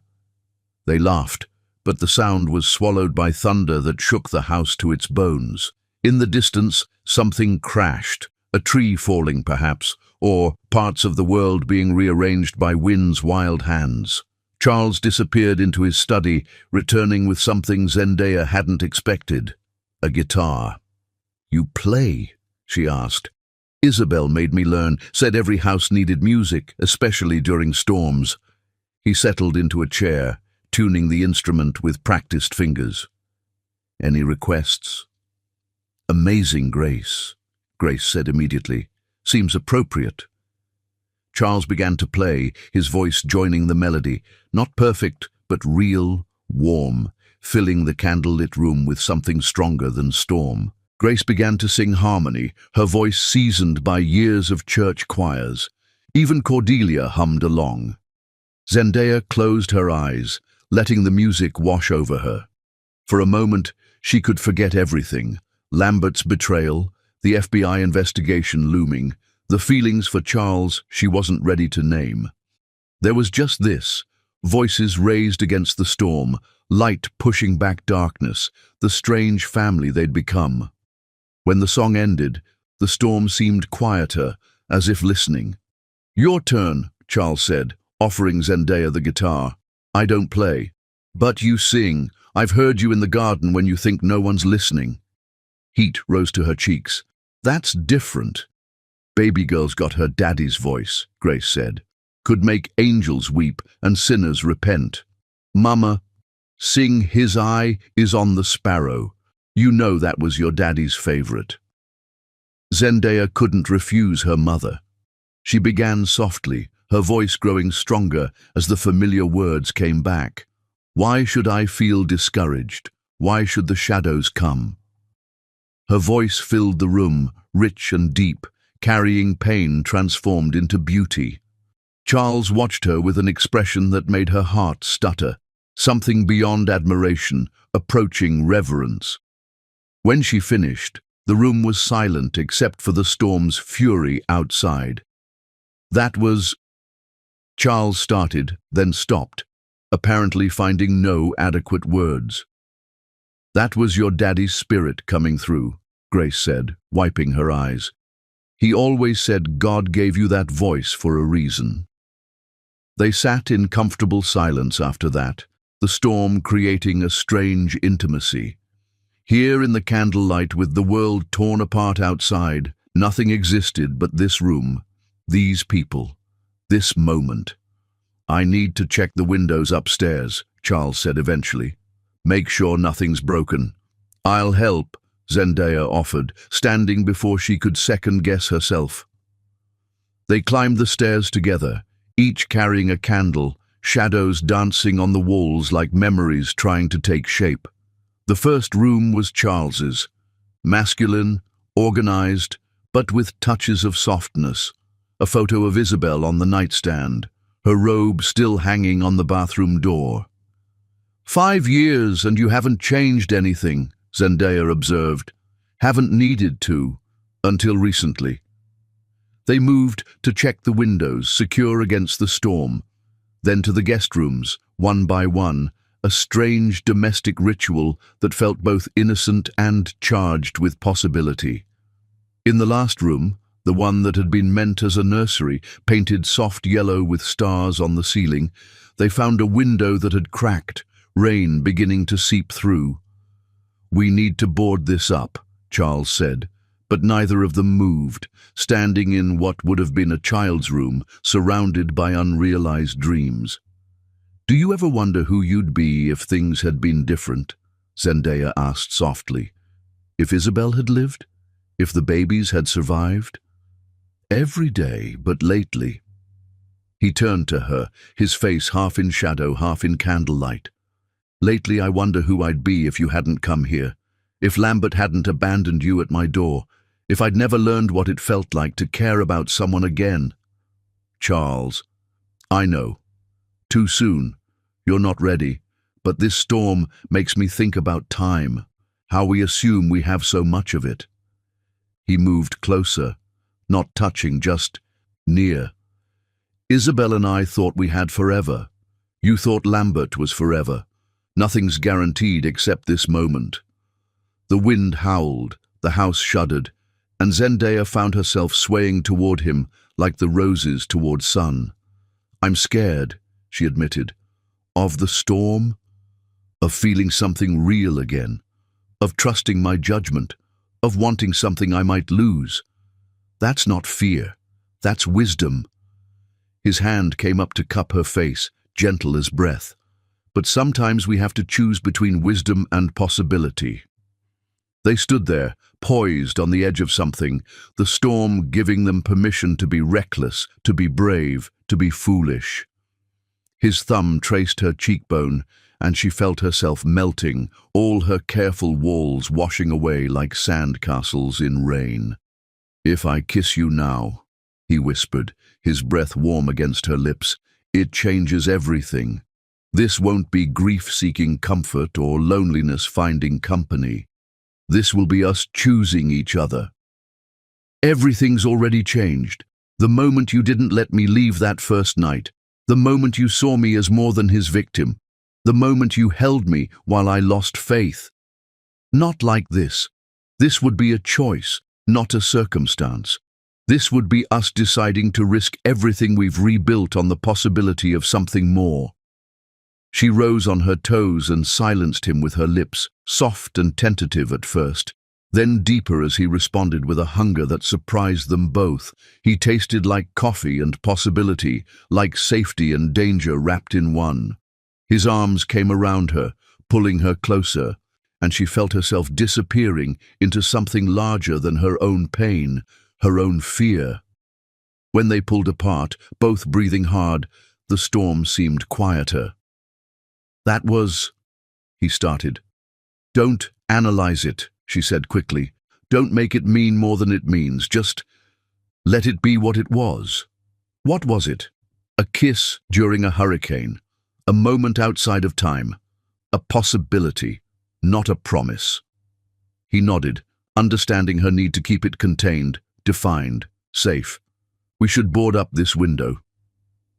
They worked together in comfortable silence, their bodies aware of each other in a new way, careful not to touch again, knowing that another kiss might break something open that neither was ready to handle. When they returned downstairs, Grace took one look at them and smiled knowingly, but said nothing. Cordelia had fallen asleep in her chair, and Grace was reading her Bible by candlelight. "Storms passing," Grace observed, nodding toward the windows where the wind had indeed begun to quiet, the howling softening to whispers. Charles found an old radio, battery-powered and dust-covered, managing to tune in a weather report through static. The hurricane was moving out to sea, leaving destruction in its wake, but also that strange, sacred peace that follows survival. "I should check the garden," Zendaya said. "It'll be there in the morning," Charles said. "Whatever's damaged we'll fix together." The word "together" hung between them, weighted with new meaning after their kiss, but also comfortable, right? They sat up until dawn, Grace telling stories of Zendaya's childhood, Charles sharing memories of Isabel, Cordelia waking to add her own tales of the Lincoln family history. When the first light broke through the clouds, painting the world gold and green and rain-washed clean, they were still there, still talking, still choosing to be family in all the ways that mattered. Outside, the garden was devastated but not destroyed. Roses lay scattered like confetti after a wedding, but the roots held strong. The gardenias for Faith had survived, battered but blooming, proof that some things endure even the strongest storms. "We'll replant," Charles said, standing beside Zendaya as they surveyed the damage. "We will," she agreed, and they both knew they were talking about more than roses. Behind them, Grace watched from the window, her prayers answered in ways she hadn't expected. Her daughter had been broken, yes, but she was being rebuilt by good hands, patient hearts, and the kind of love that grows slowly, carefully, like roses after storms. The phone rang. Power had been restored, sharp and demanding in the morning quiet. Charles answered, his face darkening as he listened. "I understand," he said finally. "Yes, she's here. We'll handle it." He hung up, turning to Zendaya with an expression that made her stomach drop. "That was Theodore. Lambert's back. He's at the gates, demanding to see you, and he's not alone." Chapter 9. The Confrontation.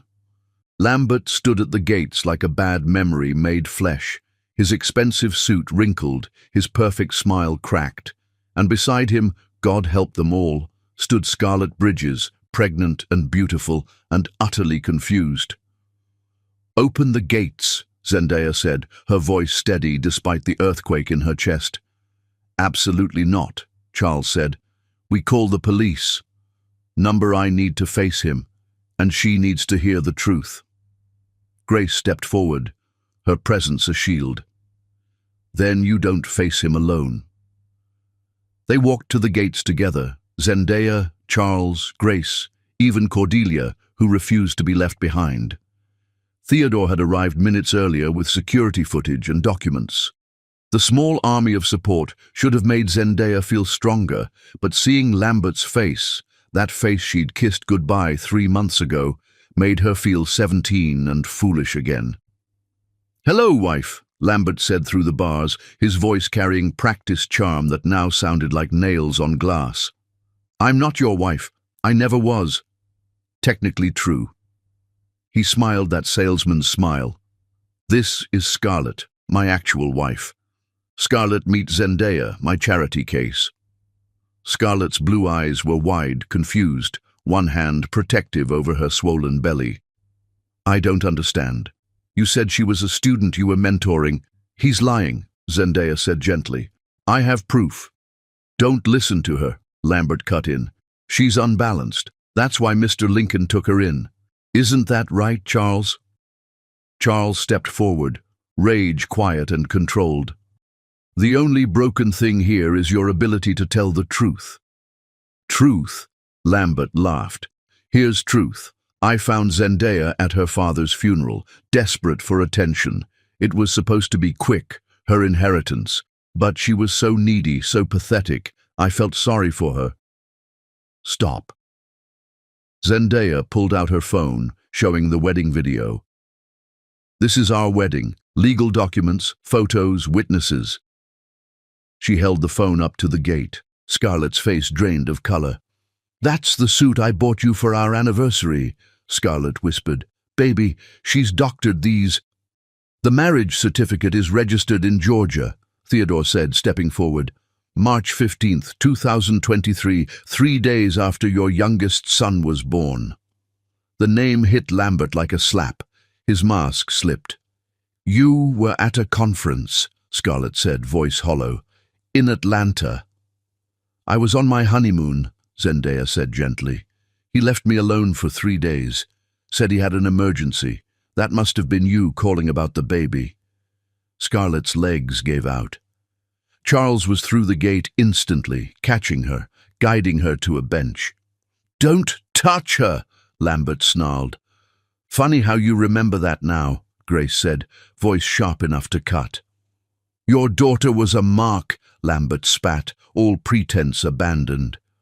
A lonely preacher's daughter with a dead daddy and life insurance. She practically had victim stamped on her forehead. The slap came from Scarlett. She'd risen from the bench, fury giving her strength, and her palm connected with Lambert's cheek hard enough to snap his head sideways. 3 children, she said, voice breaking. I'm carrying your 4th. And all of it was a lie. Scarlett, baby, don't. She turned to Zendaya, tears streaming. How long? 18 months. But he was only there half the time. Business trips. Home. He was coming home to us. Scarlett laughed, broken glass. The cologne changes. The unexplained money. I thought he was getting promotions. The money was from embezzlement, Theodore said. The FBI has a warrant. Lambert's face went white. You can't prove. Actually, we can. Charles showed security footage on his phone. This is you, 3 months ago, taking items from my office. You set me up. You set yourself up when you brought Zendaya here and abandoned her. Lambert turned on Zendaya, eyes wild. This is your fault. You couldn't just accept it was over. You ruined everything the day you decided we were things to use instead of people to love, Zendaya said, finding her strength. But you made one mistake. You left me with good people. People who showed me what real love looks like. She moved closer to the gate. You want the truth? I'm grateful you showed your true colors. Because here I found my strength again. Here I remembered who I was before you tried to make me small. You were nothing before me. I was a minister's daughter, a teacher, a gardener, a woman with dreams and faith and a voice. You didn't make me special. You tried to make me dependent, but that's over now. Sirens sounded, growing closer. Lambert's eyes darted, calculating. Scarlett, we need to go. But Scarlett was staring at Zendaya with recognition. He did the same thing. My father's funeral, the comfort, the quick wedding. It's what he does, Zendaya said. Finds women in grief, offers escape, then traps them. The FBI is 2 minutes out, Theodore said. Lambert grabbed Scarlett's arm. We're leaving. No, she pulled away. I'm done believing, done following, done pretending I don't see what's right in front of me. You're my wife. So was she. Scarlett pointed at Zendaya. So is someone in Seattle. How many wives do you have? How many families? The FBI vehicles pulled up. The lead agent, a woman with steel-gray hair, approached. Lawrence Bridges, you're under arrest for wire fraud, embezzlement, and bigamy. Lambert tried to run. Pathetic, really. Where did he think he would go? Charles's security had sealed the exits. He made it 20 feet before agents brought him down onto the manicured lawn where Zendaya had stood that first night. As they cuffed him, Lambert looked back at both women. You've ruined me, he snarled. No, Zendaya said quietly. You ruined yourself. We're just refusing to play our parts anymore. They led him away, his last words neither apology nor explanation, but complaint. I want my lawyer. He was nobody, just a man who'd built a house of cards on other people's pain. Scarlett collapsed into tears. Zendaya knelt beside her, this woman who should have been her enemy but was instead her sister in survival. What am I going to do? 4 children. No money. It was all stolen. You'll survive, Zendaya said firmly, the same way I did, with help. She looked up at Charles, a question in her eyes. He nodded immediately. The West Wing has a full apartment. You and your children can stay as long as you need. I couldn't. Yes, you can, Grace interrupted. That's what good people do. Scarlett looked between them, these strangers offering sanctuary, and cried harder. Why would you help me? I'm carrying his child. That child didn't choose its father, Zendaya said, remembering Faith. And neither did you. We were all victims, but we don't have to stay victims. Theodore cleared his throat. The FBI will need statements, but that can wait. Right now, Mrs. Bridges, you need medical attention. Charles was already calling doctor. Lawson, while Cordelia prepared the West Wing. Grace helped Scarlett to her feet. Come on, honey, let's get you inside. As they walked toward the house, this strange procession of wounded women and protective hearts, Zendaya looked back at the empty gates. She felt free. You were magnificent, Charles said quietly. I was honest. Same thing, in a world full of Lamberts. She took his hand, not caring who saw. Thank you. For everything. You were never invisible, just temporarily eclipsed. That night, they all sat together. Zendaya, Charles, Grace, Cordelia, and Scarlett, with her 3 children brought from Miami by the FBI. The children didn't understand why Daddy wasn't coming home. It's like a hurricane, the eldest boy said solemnly. Daddy's gone like the trees that fell. But we're still here, Scarlett said, holding him. We're still standing.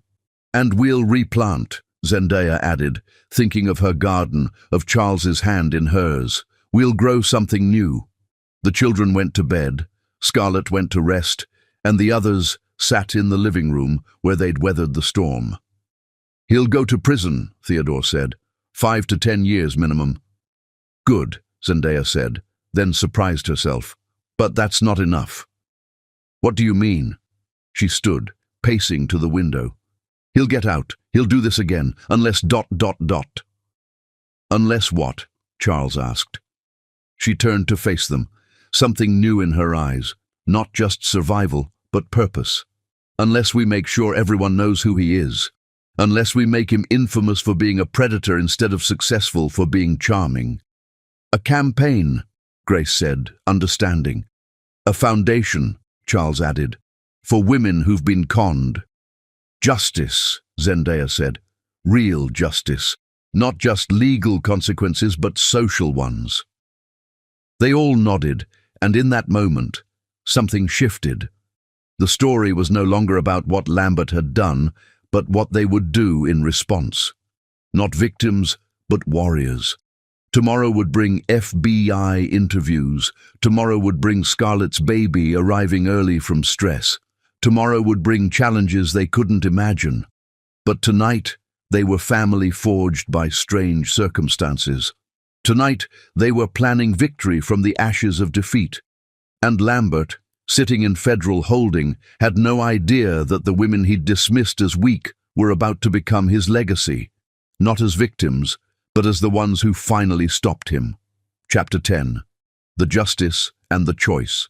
6 months later, Zendaya stood in a federal courthouse wearing the same emerald dress she'd worn the night Lambert abandoned her, now tailored to fit her stronger frame, her presence no longer diminished, but commanding.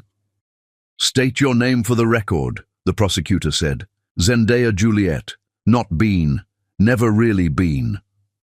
From the defendant's table, Lambert looked smaller than she remembered, his orange jumpsuit replacing designer suits, his silver tongue finally silenced by the weight of evidence. Beside her in the gallery, Scarlett sat with baby Grace. Yes, she'd named her daughter after Zendaya's mother, sleeping in her arms. Tell us about the night of March 10th, the prosecutor continued. Zendaya spoke clearly, every word a nail in the coffin of Lambert's fabricated life. She told them about the abandonment, the bigamy, the calculated cruelty of targeting grieving women. She didn't cry. She'd done her crying in the garden with Charles, in the kitchen with Cordelia, in her mother's arms. Now she was steel. Lambert's lawyer tried to paint her as vindictive, jealous, a woman scorned, but Zendaya had receipts, literal and metaphorical. Theodore had been thorough. Every lie Lambert told was countered with evidence. When Scarlett testified, holding Grace while her 3 boys watched from the custody of their grandmother, the jury's faces told the story. Lambert wasn't a smooth criminal. He was a predator who'd finally been caught. The verdict came back in 2 hours. Guilty on all counts.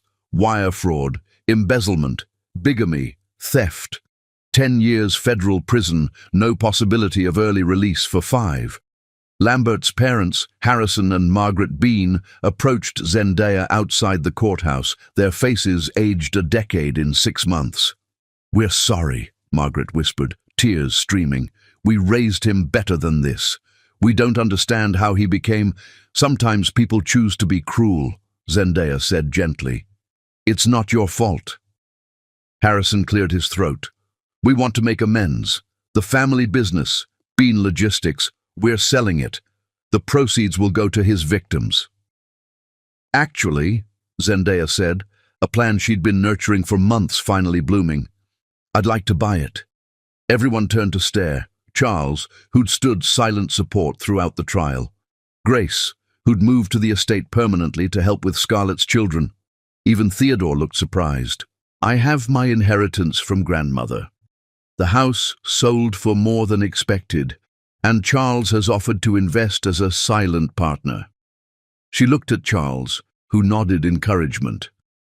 "I want to turn Bean Logistics into something else, a non-profit, moving services for women escaping domestic abuse, free relocation for women starting over. We'll call it Faith Forward."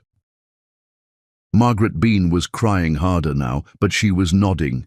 "Yes, yes, make something good from our failure." The sale was finalized within the month. Lambert, from his federal cell, tried to contest it, but he had no legal standing. The business he'd used as a cover for his crimes became an instrument of redemption. The garden wedding happened on a Thursday, because Zendaya said Thursdays were for new beginnings, not endings. Only 20 people attended, their strange, beautiful, chosen family. Scarlett was her maid of honor, because who else could understand the journey from Lambert's victim to her own victory? The 3 boys were ring-bearers. Baby Grace in Grace Senior's arms was the flower girl by proxy, spreading petals with her grandmother's help. Charles stood at the altar they'd built among the roses, his eyes never leaving Zendaya as she walked toward him alone. No one to give her away because she was giving herself, freely, fully, finally. She wore her grandmother's wedding dress, altered and updated but carrying history. The gardenias for faith were in her bouquet, their scent a reminder that beauty could grow from loss. "Before we begin," Grace said, for she was officiating, having gotten ordained just for this moment, "Charles has something to say." Charles pulled out a worn journal, Isabel's last one. "My late wife wrote this the week before she died," he read, his voice steady but full. "To the woman who will love Charles after I'm gone. Thank you. Thank you for seeing past his grief to his goodness. Thank you for teaching him that love isn't betrayal of the dead, but honor to life. Thank you for being brave enough to risk after loss. I pray you know that you have not just my permission but my blessing. Love him fully. He deserves nothing less, and so do you." There wasn't a dry eye in the garden, but Zendaya smiled through her tears. She knew.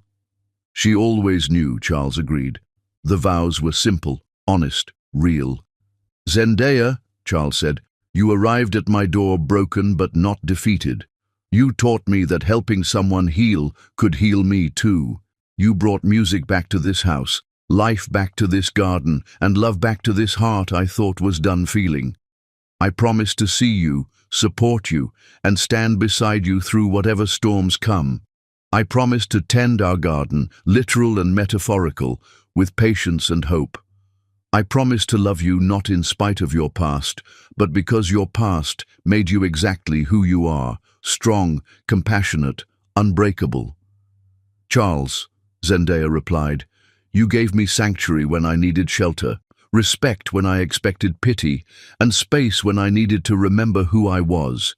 You showed me that real love doesn't diminish but amplifies, doesn't confine but frees. I promise to match your trust with truth, your patience with partnership, your love with love that's been tested by fire and chosen anyway. I promise to fill this house with music and laughter and probably too many rescue plants. I promise to love you not as a replacement or a refuge, but as my choice, my partner, my unexpected gift from a God who works in mysterious ways.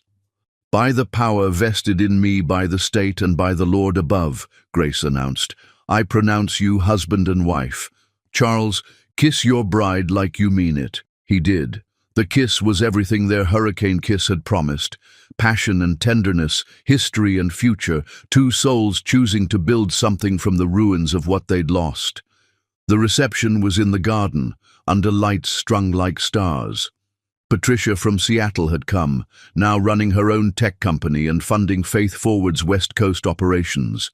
Even William Ashford had sent a gift, a note of apology and a check for the charity, his prejudice apparently expensive enough to overcome.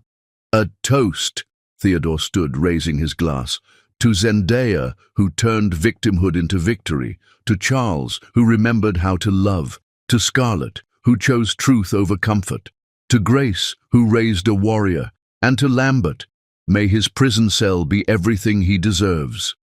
To justice served warm, Grace added, making everyone laugh. As the evening wound down, Zendaya stood with Charles looking over their garden, damaged, replanted, blooming wild and beautiful. Any regrets? He asked. One. I wish Faith could have been here. She is. Every gardenia that blooms, every woman we help escape, every time we choose love over fear, she's here. Scarlett approached with baby Grace reaching for Zendaya. The FBI called. Lambert tried to contact me, wants to see his daughter. What did you say? That his daughter will know exactly who her father is, a cautionary tale, and exactly who her family is, the people who chose to love her. Speaking of family, Charles said, pulling out an envelope. This came today. Inside was a deed. Charles had bought Lambert's parents' house. They were downsizing, couldn't bear the memories, and turned it into the first Faith Forward shelter. The first family moves in next week, he said, a woman from Alabama. Her husband reminds me of Lambert. Then she'll have what we all needed, Zendaya said, a safe place to remember who she is. As the moon rose over the estate, Zendaya danced with her husband, her real, legal, chosen husband, while her mother sang an old spiritual about redemption. Scarlett's children played in the garden, their laughter erasing the shadow their father had cast. Baby Grace slept in her mother's arms, innocent of the complicated story that brought her here. And somewhere in federal prison, Lambert sat alone, his charm useless against concrete walls, while the women he'd tried to break built an empire of recovery from the ashes he'd left behind.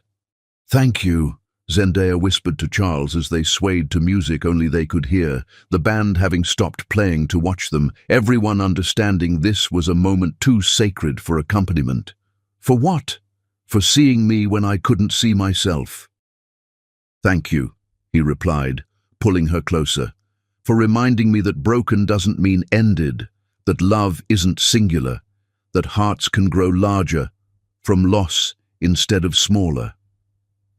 They kissed as rose petals fell, Cordelia and the children throwing them from baskets with joy that erased shadows, and the garden bloomed around them, proof that the right love at the right time could resurrect anything, even hearts that had given up on spring, even faith that had been buried with a baby who never breathed, even trust that had been shattered by a man who never existed. And somewhere in federal prison, Lambert sat in solitary confinement. He'd tried to con other inmates within his first week, while the women he'd tried to destroy built an empire of recovery. Faith Forward would help relocate over 300 women in its first year. His legacy wasn't the pain he caused, but the movement he inadvertently started. Broken women refusing to stay broken, choosing to bloom like gardenias in unlikely soil, proving that sometimes the best revenge isn't revenge at all, it's transformation.